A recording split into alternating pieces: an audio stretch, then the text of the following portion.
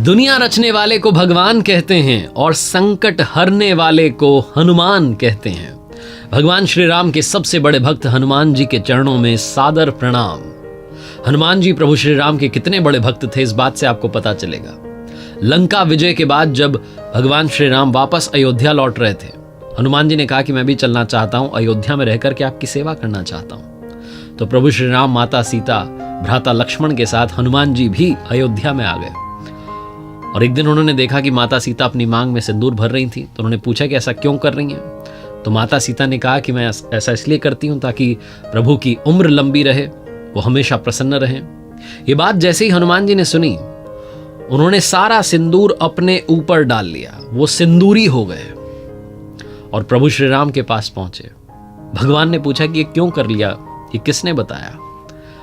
तो हनुमान जी ने बताया कि माता सीता अपनी मांग में सिंदूर भरती हैं आपकी लंबी उम्र के लिए, आपको प्रसन्न रखने के लिए। मैं तो चाहता हूं आप हमेशा प्रसन्न रहें, आपकी उम्र बहुत लंबी रहे और मैं हमेशा आपका सेवक बना रहूं, इसलिए पूरे शरीर पर सिंदूर लगा लिया। इस बात पर प्रभु श्री राम को हंसी तो आई, लेकिन अपने भक्त की भक्ति देख करके अपने दिल में उन्हें और जगह दे दी। तो आइए बात करते हैं भगवान श्री राम के सबसे बड़े भक्त हनुमान जी महाराज से। वो 5 बड़ी बातें कौन सी हैं जो आप और हम सीख सकते हैं। मेरा नाम है आरजे कार्तिक, आप देख रहे हैं लर्निंग सीरीज सीखोगे नहीं तो जीतोगे कैसे। सीखने वाली सबसे पहली और सबसे बड़ी बात है, बल और बुद्धि में संतुलन बनाए रखना बहुत जरूरी है, बैलेंस बनाए रखना बहुत जरूरी है। बचपन में मिले श्राप की वजह से हनुमान जी को अपनी शक्तियां याद नहीं थी। जामवंत जी ने उन्हें याद दिलाया कि आप ये समुद्र पार करके जा सकते हो और माता सीता का समाचार लेकर आ सकते हो। जैसे ही शक्तियां याद आईं तो समुद्र के ऊपर उड़ने लगे। जब उड़ रहे थे और लंका जा रहे थे तो अचानक बीच समुद्र में उन्हें सुरसा नाम की राक्षसी मिली, जिसका शरीर पहाड़ जितना विशाल था। और उसने हनुमान जी का रास्ता रोक लिया, कहा कि मुझे तो देवताओं ने अब भोजन दे दिया, अब तो मैं भोजन करूंगी, तुम्हें यहां से जाने नहीं दूंगी। हनुमान जी ने बताया कि वो क्यों जा रहे हैं, वो माता सीता का समाचार लेने जा रहे हैं, वापस आएंगे। और कहा सुरसा से कि मैं वापस आकर के आपके पास आऊंगा, आप मुझे अपना भोजन बना लेना, मुझे खा लेना, कोई दिक्कत नहीं, लेकिन पहले मुझे जाने दो। सुरसा ने कहा कि नहीं, मुझे भगवान ब्रह्मा ने वरदान दिया है कि जो यहां से जाएगा, अगर उसे पार करना है समुद्र, तो मेरे मुंह में जाना होगा और बाहर निकलना होगा, तब जाकर के वो जा सकता है, वरना ऐसा हो नहीं सकता। हनुमान जी ने कहा ठीक है, आपको वरदान ही मिल गया तो मैं कैसे इस वरदान को जाने दे सकता हूं, आप मुझे खा लीजिए। सुरसा ने अपना मुंह खोला, कहते हैं कि 1 योजन का मुंह खोला तो हनुमान जी 2 योजन के हो गए। उसने 2 योजन का मुंह खोला तो हनुमान जी 4 योजन के हो गए। उसने 4 योजन का मुंह खोला तो हनुमान जी 8 योजन के हो गए। 16 का मुंह खोला तो 32 के हो गए।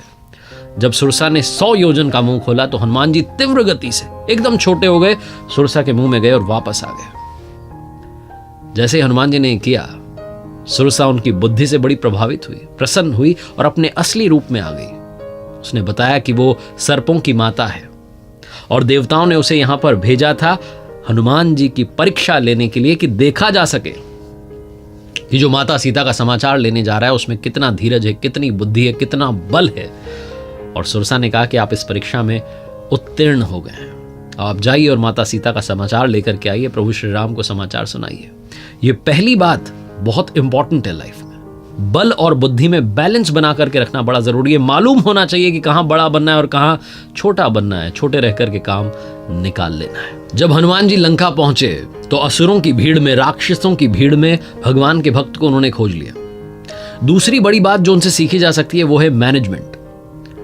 लंका विजय को आसान बनाने का काम किया था प्रभु श्री राम के सबसे बड़े भक्त हनुमान जी ने।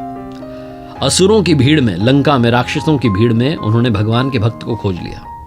एक घर के बाहर से आवाज आ रही थी, प्रभु श्री राम की जयकार हो रही थी। तो ब्राह्मण का भेष धर करके भक्त की परीक्षा ली और पता चला कि सच्चा भक्त है, तो विभीषण से मित्रता कर ली। माता सीता कहां हैं लंका में पता लगा लिया, माता सीता से मिले। उसके बाद में लंका में भय फैलाने के लिए वहां आग लगा दी, बता दिया उनको कि भैया हमारी सेना जो है कितनी विशाल है, कितना बड़ा युद्ध होने वाला है। विभीषण की मित्रता भगवान श्री राम से करवा दी।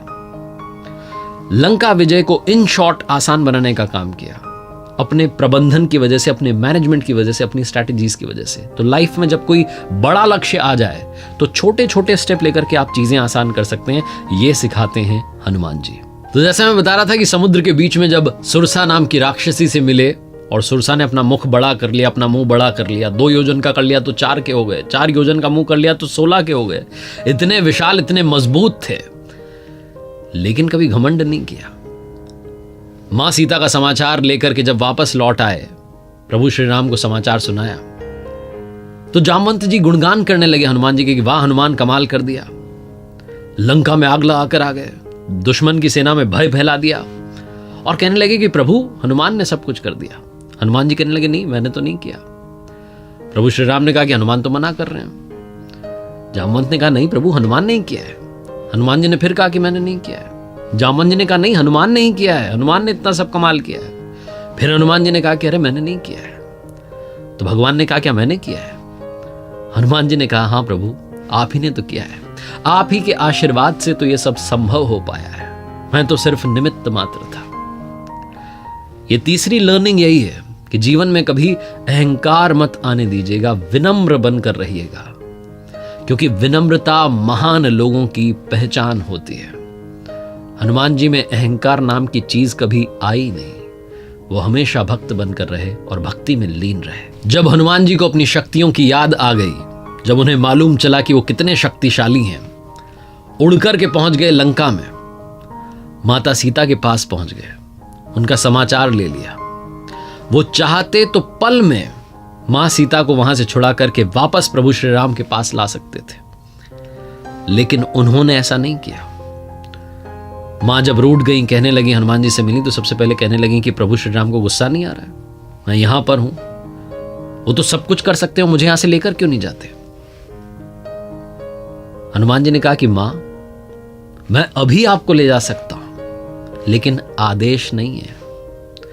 दूसरी बात, प्रभु श्री राम खुद यहां आएंगे, रावण का वध करेंगे और आपको ससम्मान ले जाएंगे। मैं रावण की तरह चोरी करके यहां से नहीं जा सकता, आपको यहां से चुरा के नहीं ले जा सकता। भगवान आएंगे, रावण का वध करेंगे, ससम्मान आपकी वापसी होगी, आप थोड़ी सी प्रतीक्षा कीजिए, अभी आदेश नहीं है। चौथी बड़ी लर्निंग यही है, भावनाओं को कंट्रोल करना सीखिए, काबू में रखना सीखिए। जब मां सीता को उस हाल में देखा हनुमान जी ने, अशोक वाटिका में थी, उदास थी, रो रही थी, परेशान थी, गुस्सा तो उन्हें भी आया कि अभी ले चलें, लेकिन मालूम था कि आदेश नहीं है। इसलिए अपने इमोशंस को कंट्रोल किया और मां से कहा कि मां बस थोड़ी और प्रतीक्षा कीजिए, प्रभु आते ही होंगे। वरना अगर हनुमान जी चाहते तो पल में ये काम कर सकते थे। उन्होंने अपना ये भी नहीं सोचा कि भाई मैं अगर ये काम कर दूंगा तो दुनिया पता नहीं क्या कह देगी। अपने स्वार्थ को आड़े नहीं आने दिया कि दुनिया कहेगी वाह साहब कमाल ही कर दिया, ये तो अकेले लेके आ गए। लेकिन आदेश नहीं था, इमोशंस को कंट्रोल किया और जो स्थिति थी उसका सम्मान किया। ये सिखाते हैं हनुमान जी। और आखिरी में सबसे बड़ी बात, 5वीं बात जो सीखने वाली है, यस मैन बनिए, हां कहते रहिए, ना मत कहिए। हनुमान जी ने कभी ना नहीं कहा। उनसे कहा ये काम कर दोगे, बोले कर देंगे। समुद्र के ऊपर से उड़कर के लंका जाना है, चले जाओगे, बोले चले जाएंगे। जब लक्ष्मण जी युद्ध में मूर्छित हो गए, वैद्य जी ने कहा कि संजीवनी बूटी चाहिए। कहां लंका और कहां हिमालय? बोले हिमालय में मिलती है। वो संजीवनी बूटी अगर रात रात में आ जाए, सूर्योदय से पहले आ जाए, तो लक्ष्मण जी के प्राण बच सकते हैं। हनुमान जी से कहा गया कर दोगे काम, बोले कर देंगे। ना नहीं कहा। कोई दूसरा होता तो कहता लाओ बताओ कैसी होती संजीवनी बूटी, मुझे बताओ, मुझे तो पता नहीं, थोड़ा बताओ तो सही। कुछ नहीं पूछा, बोले हिमालय पे मिलती है ना। कहते हैं कि विद्युत की गति से, लाइटनिंग स्पीड से गए। एक रेखा सी दिखाई दी आसमान में। जब हनुमान जी लंका से रवाना हुए, हिमालय पहुंचे, एक रेखा सी दिखाई दी। वहां पहुंचे तो उन्हें समझ में नहीं आया कौन सी संजीवनी बूटी, तो पूरा पहाड़ उठा करके ले आए। उनका एक ही संकल्प था कि लक्ष्मण जी के प्राण बचने चाहिए।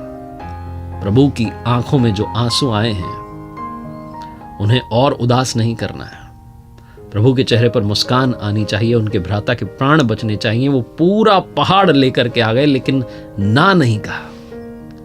अगर आप भी लाइफ में कुछ बड़ा अचीव करना चाहते हैं तो ना कहना बंद कीजिए, यस मैन बनिए। और जाते जाते हनुमान नाम के पीछे की कहानी।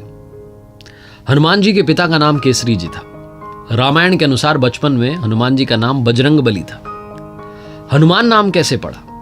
खेल खेल में एक बार उन्होंने सूर्य देव को अपने मुंह में ले लिया। सृष्टि में अंधेरा छा गया। ये बात जब देवराज इंद्र को मालूम चली तो गुस्सा हो गए, अपना वज्र लेकर के आए और बाल हनुमान की ठोड़ी पर प्रहार किया। ठोड़ी टूट गई। ठोड़ी को संस्कृत में हनु कहते हैं, वहीं से उनका नाम हनुमान पड़ गया। आखिरी में बस यही प्रार्थना है कि संकट मोचन संकट हर लो, मंगल के दिन मंगल कर दो। बड़ी आशा लेके आया तेरे द्वार पे। हम सब पर आशीर्वाद भगवान हनुमान का बना रहे, उनकी कृपा बरसती रहे और हम सब के अंदर उनके जैसी भक्ति करने की शक्ति आ जाए, तो इससे बढ़कर और क्या चाहिए। देखते रहिए मेरे साथ हर सोमवार सुबह 9:30 बजे एक मोटिवेशनल कहानी और हर शुक्रवार सुबह 9:30 बजे लर्निंग सीरीज का एक नया वीडियो।